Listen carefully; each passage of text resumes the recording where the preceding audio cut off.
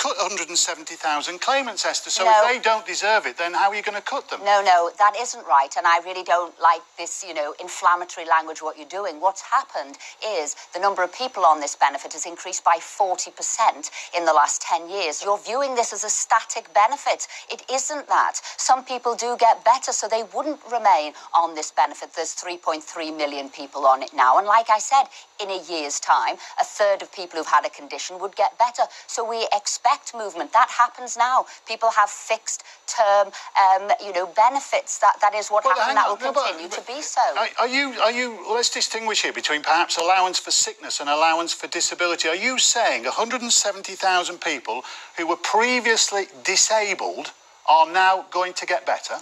That's right. All of the statistics show that a third of the people with conditions who might have had illness, might have been in hospital, might have had many things, whether it could have been, mental problems there or physical problems, will get better in the year. We've had lots of people contacting this programme. We've just seen Margarita in tears, saying she doesn't want to have to beg for her allowance. We've had an email from a gentleman here. I won't give his name. You'll understand why in a second, because he says the changes from DLA to PIP and the related regular medical examinations was simply too much for me to contemplate. I look forward to an increasingly stressful life, which could easily push me to another suicide attempt. So the truth is here is that your medical panel who are told to be tougher could reassess these people and decide that they're fit to come off the allowance, and yet these people firmly believe they are not.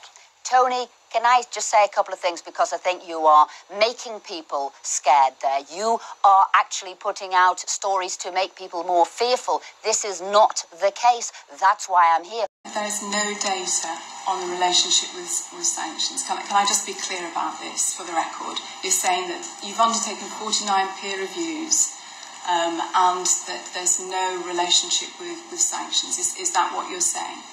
We've followed and looked at what we did, how best we worked and supported the individuals. I won't obviously talk about specific cases because that's wrong, as the Honourable Lady knows, but we ensured that we follow all of our processes. I've been able to clarify that. Look, I put this out on Twitter. As you know, there are a lot of very vocal disabled people on Twitter earlier today to say that you were coming in.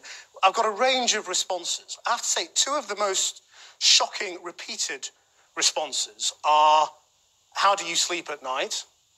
And do you feel any guilt about the suicides that have come as a result of changing the welfare system and the existing assessments? I'll tell you how I sleep at night. And this is that we have done the biggest ever consultation, nearly 2 years, to get this benefit and the assessments right. I'll tell you how I sleep at night, because £50 billion we continue to spend. The UK are world leaders in the support they give to disability people, and I'm proud of that. And I want